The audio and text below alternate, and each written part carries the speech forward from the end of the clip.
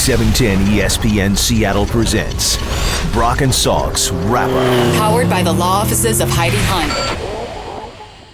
Well, it's been nearly 48 hours, Brock, since I became a father, and I have now finally realized the difference. Got the hospital bracelet still on the wrist so that I can take her home later. And I finally realized, Brock, where you are getting it wrong and how you've become the negative Nelly. That's next.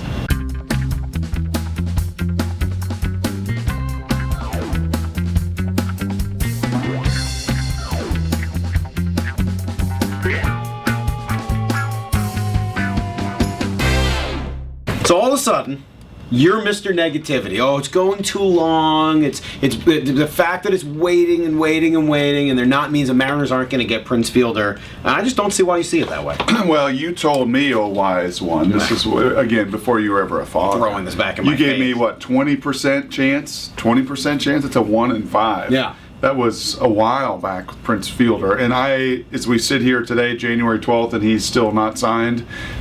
I almost give them a John Clayton 0% chance.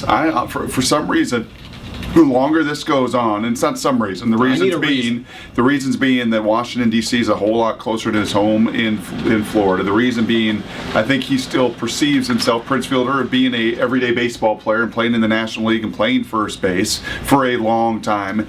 And the other reason is everybody. And everybody's every national pundit, and Buster and Tim Kirchin yesterday, and certainly what Krasnick tweeted out just a couple days ago. I just have very little to almost no confidence that Prince Fielder will be there. I disagree with those. I don't think those are good enough reasons. And I understand that you're not just saying this is out of nowhere, but I would say that, all right, maybe it's not as close, maybe whatever. Money is the reason where Prince Fielder, that's how he's going to make his decision. He's a Scott Boras client. Scott Boras clients make their decisions based on who's going to pay the most amount of money and how they can enrich themselves. It's not a knock. It might be what I would do if I were Prince Fielder and cash in right now where you got the opportunity. But I don't think the fact that the Mariners are far away should take them out of the running for a Prince Fielder who is a Scott Boras client. That's the first part of it. I just don't see it that way, and that really, to me, is the biggest part. What was your second argument? I don't remember.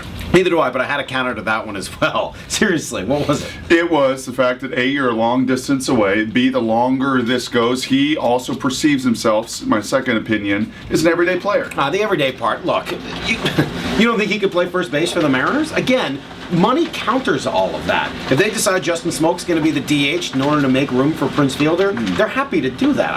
I think money can solve all of this, and I guess the other point I wanted to make, why has this gone on so long? The Mariners don't exactly tip their hand, Brock. This is not an organization that tips its hand, and I know you're concerned that the national pundits don't think that the Mariners are right there for it, but the national pundits don't think about the Seattle Mariners. They are not in the national spotlight very often. Jack Zaremczyk is not a guy who's constantly talking to Buster Olney, and he's not that guy. So are you north of 20%? If it's 20%, no, I'm at the same 20%. The fact that the Cubs dropped out, I think that helps. Look, I think the Nationals are still the biggest threat to sign him. If I think he's going anywhere, I think he's going to Washington, but I don't see the Mariners' chances of having changed at any point throughout this process.